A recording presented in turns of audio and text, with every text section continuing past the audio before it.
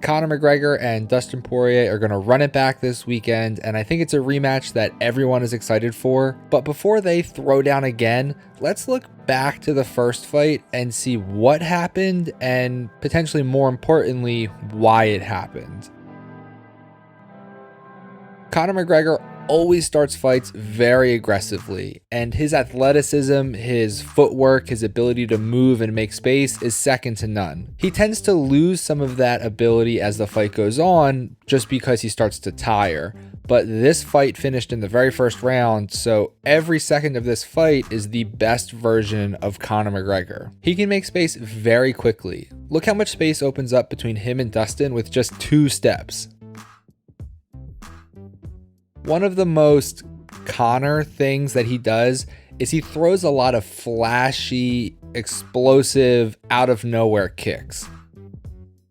He's obviously hoping that these attacks land and that he can score a pretty knockout, but there's more to it than that. When you mix in an element of unpredictability into your striking, it makes it that much more difficult for your opponent to defend quote unquote basic strikes. If you never know if your opponent is going to spin or throw something flashy at you, it's another thing that requires your attention and something else you have to pay attention to throughout the fight. Conor finishes this fight with a lead right and a straight left.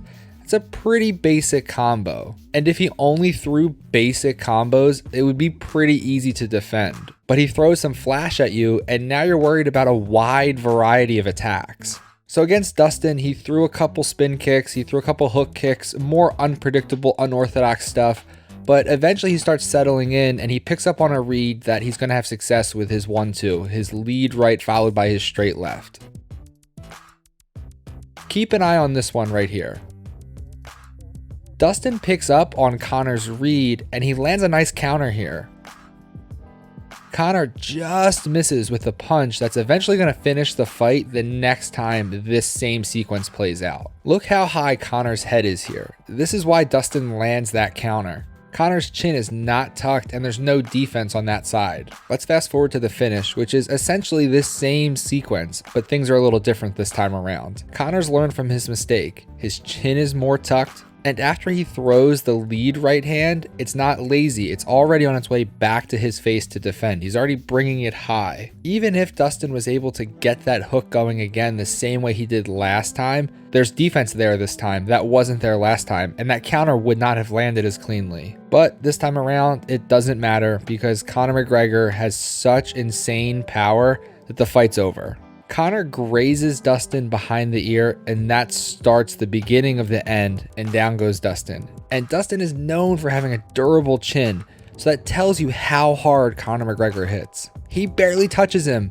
and Dustin goes down. That's a level of power you can't teach. You just have it. Conor finishes with a few more shots, and then the referee comes in and saves Dustin Poirier from more damage. I know Dustin was upset initially at the stoppage, but I think it was a good stoppage. I think he was out of there. The reasons that Conor won this fight are his ability to manage the space and create distance when he needs to, his ability to pick up on that read early that 1-2 would be there, and his ability to execute with devastating power. Because he can move so well, Dustin has a hard time landing more than one shot at a time. Because he can adjust on the fly, Conor is able to correct a small mistake he made and land a fight-ending combination at the same time. And because he can hit as hard as he does, he can sort of miss the shot, still make contact, and put down a guy known for having a great chin. This was a fight for Conor that I think took him to the next level on his rise to being a champion. I think it proved that he was for real, and Dustin Poirier was at this time and remains today no slouch at all. So it was a very big win for Conor.